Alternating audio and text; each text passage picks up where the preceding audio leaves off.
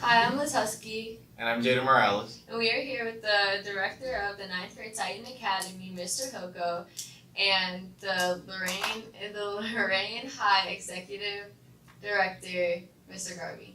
So, we're going to ask you a few questions just about the high school. So, you're new to Lorain, right? I am. Can you tell us a little about your background?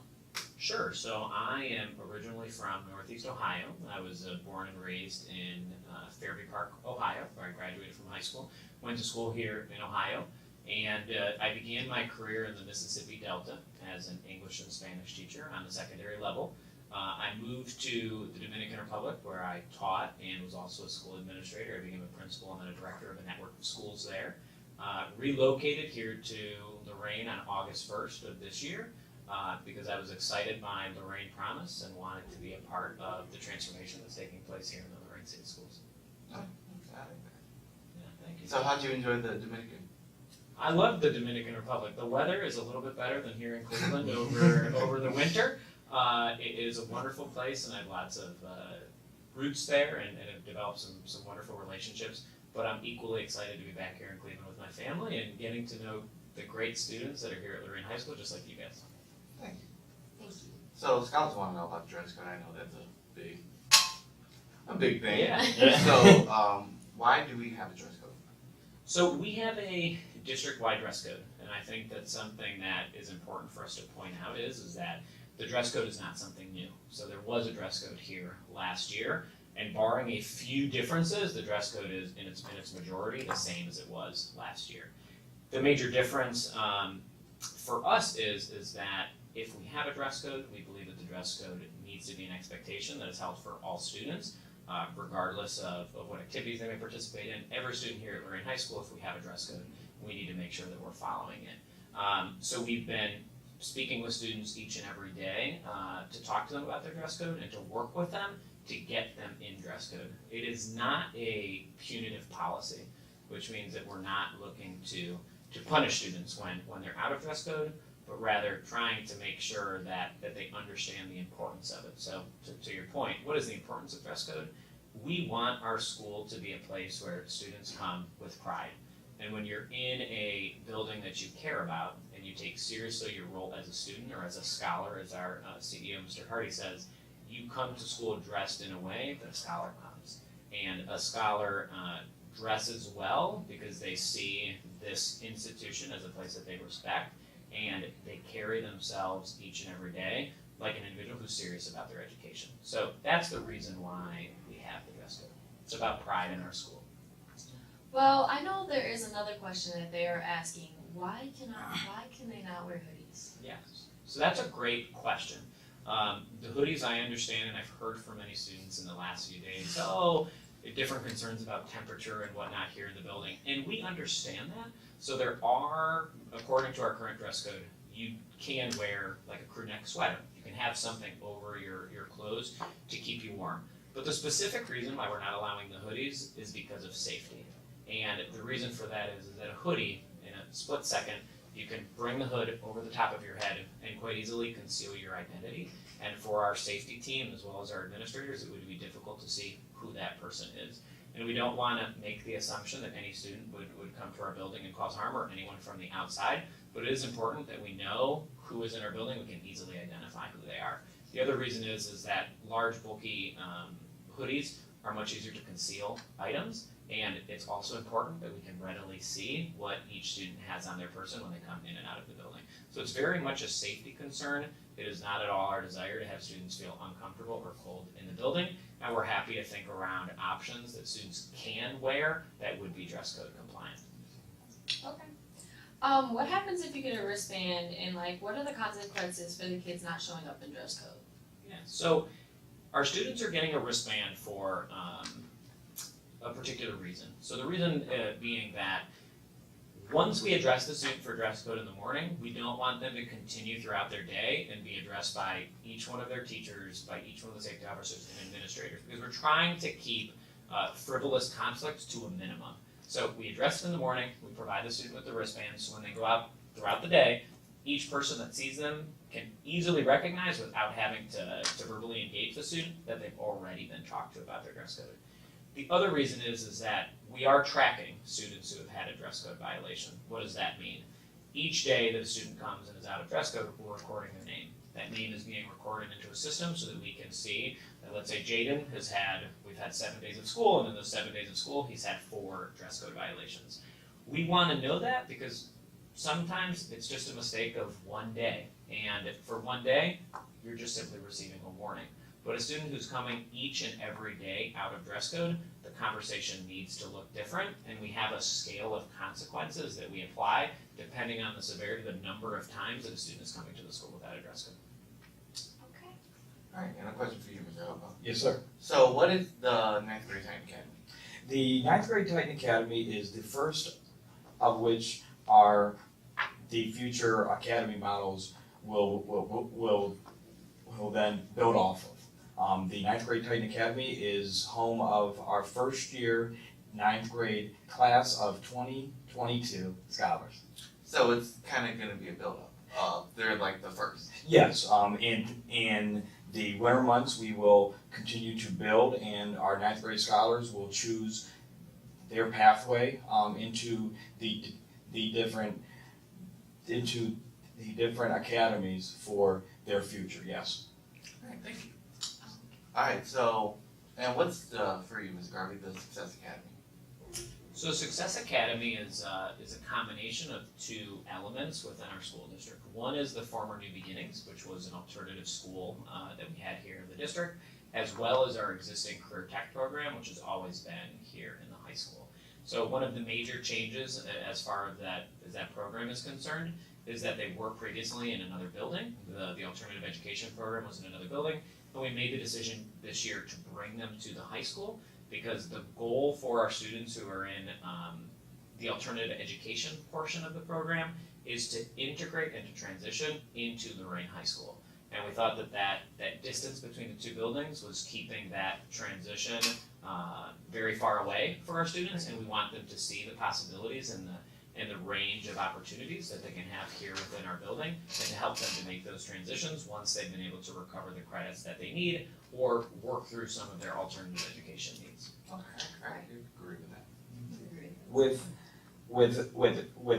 With one aspect being, not every scholar learns in the same manner, and as a school, we need to be able to fill the needs of each scholar, and the Success Academy does just that. That is true. I do have a question. Why did we switch to laptops? I'm concerned about this because the glitches and like the technology and stuff, like a computer can shut down at any time. They can lose a charger and it can die. Like all their work can be on it. All of the textbooks are downloaded to the laptops. So why did we switch to laptops? So the district is moving in a one-to-one direction, which is just simply that we want every single student at Lorain High School to have access to a laptop, both to work here within our school building, but also be able to continue their work at home. Because today in the 21st century education, there are just so many online platforms that simply require that a student have access to them to be successful in their classes. For example, Math IXL, for those of you in math classes. One thing that we want to point out that is a misconception is that not all of the textbooks will be on the computers. The computer is one tool, like you bring your pencil and your notebook to school. The expectation is that students come each and every day with their laptop so that they can use it in the class for the different activities that the teacher has. But it's not in replacement of the textbook, and one of the areas that we're providing training for your teachers on is Google applications for education. So to your point of, well, what if I start something and then my computer dies, how would I have access to that? Today, most of the saving that goes on, so when you save a document, should be done on a cloud where you can easily go to another computer and access it and not have the concern if I don't have my laptop today or if it's died on me that I wouldn't be able to access it, because you could log into any computer, go into your Google Drive and pull up your work. Okay. Alright, so to-dos, targets. Uh-huh. So if you come in, is there a window, if I'm correct, a window of time, so from 7:25 till is So I will give you, so the timing, so students are expected to be here by 7 a.m. That is when our doors open and that's when we serve our breakfast. So especially for students who are interested in coming and eating, they should be here by 7 a.m. to make sure that they have sufficient time to do that. Our bell rings at 7:25 for students to go to class, and they're expected to be in class by 7:30. So our classes are underway as of 7:30 in the morning. The tardy policy for arrival is just simply that any student who arrives after 7:35 is to remain in the cafeteria until the end of that first period. I know there's some concern as to why did we make that decision, and again, it's not a punitive measure. Our desire is not to punish the student who has arrived late, but we're thinking about the other students who were in that classroom who did arrive on time, who if students were constantly trickling in one after the other throughout the entire period, their learning would be interrupted by each one of those disruptions. It's also not fair to our faculty members who come prepared to teach their class to have those constant interruptions. And although some students will say, oh, I would come in quietly, oftentimes anyone just opening the door and coming into the room is a distraction, and that's not fair to the learning of the other students. So we sit down as part of our process, we ask students to fill out a form explaining why they were tardy, because similar to dress code, our first concern is to understand why is it that you're not arriving to school on time. And if there's something that we can do to help you be here on time, we're willing to do that. Whether that's, we need to look into getting you a bus pass. Can we talk to someone who lives in your neighborhood to carpool? If you're walking, can we help you plan your time a little bit better so that you can be sure to be here on time? Because we do care about students and we don't want them to miss their classes, but we also want to hold them to the high expectation, because when students leave here and they get their first job or they go to college, the expectation will be that you are there on time, and we're preparing students for future success. Alright, so do you want them to come in just like in a big, like, instead of one coming in 1 minute, then one coming in 5 minutes later, one coming in 10 minutes later? You just want them all to come in one Exactly. kind of, okay. Exactly. That So would- I know you had asked the question of, well, what about when it's a block class? Because our block classes go from 7:30 in the morning almost till 9 a.m. And that is a huge amount of time for a student to be in the cafeteria. So as a compromise with our faculty members and thinking of both the needs of the students in the classroom as well as the students who may have arrived late, we came to the decision that we would leave a 5-minute period between the two periods. So a 5-minute space where a student who's in the cafeteria could make it into the block class and not miss the second half. But it's one interruption as opposed to from 7:30 to 9 a.m. There's one after the other after the other. Why do we have so many administrators to the school now? That's a great question. Yes, we are on par with the other schools as well, based on the student population. Also, we needed to provide a way to provide more resources to our staff and our scholars, and a way to offer and a way to offer more areas of support to our staff, the scholars, and our families as well. So just to add to that, I think Mr. Hilko said it correctly. We really don't have so many administrators in comparison to what the standard is now within the district. We're on par, but we know that here there's some really great teachers, and we want to help them do their jobs. And when you have a building of this size and you only have a few administrators, it's very easy to be bogged down by some of the day-to-day things that then don't allow you to do the long-term planning that's really going to take our school to the next level. So we have the deans of scholar and family engagement, who are concerned primarily with our students' well-being, their positive behavior in the classroom, and making sure that their families are supporting the educational process. Then we have our deans of academics, who are focused on students' academic goals and supporting teachers and being as effective as they possibly can be. And then our directors, who are instructional leaders similar to a principal, who are leading one particular grade so that they're responsive to a smaller number of students, as opposed to trying to address the challenges that come up with 2,000 plus students in a building. So it's really about, as Mr. Hilko said, giving the individual attention that each one of our students need, and so that you know that there's someone in this building that you can go to if you have a concern, that we'll be able to respond to it quickly and effectively. So there seems to be some questions out in the community and in our building about discipline and the consequences of fighting or anything of that we're not suspending anymore.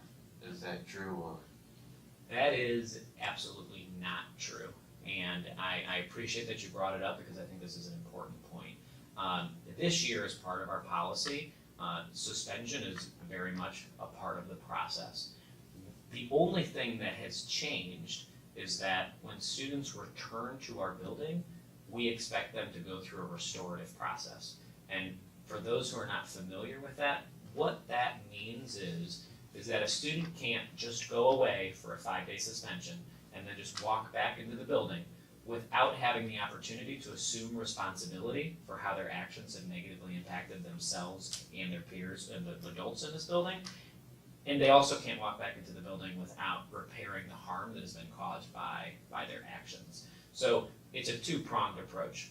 Yes, we have suspended already this year, and there are suspensions in this building, and I want that to be very clear. But at the same time, suspending itself is not enough. We need to get to the root causes of why students are not behaving or respecting our building norms and making sure we address those, because we don't want to keep suspending and suspending and suspending that same student. If we're doing that over and over again, then the suspension itself is not working.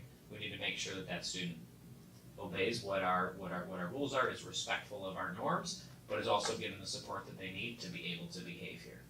Okay, did you say, The whole purpose of discipline is to correct the behavior. And if we can use our wraparound services, such as our school counselors, such as our social workers, our deans of scholar and family engagement, to help with the process of correcting that behavior, that's what we're here for.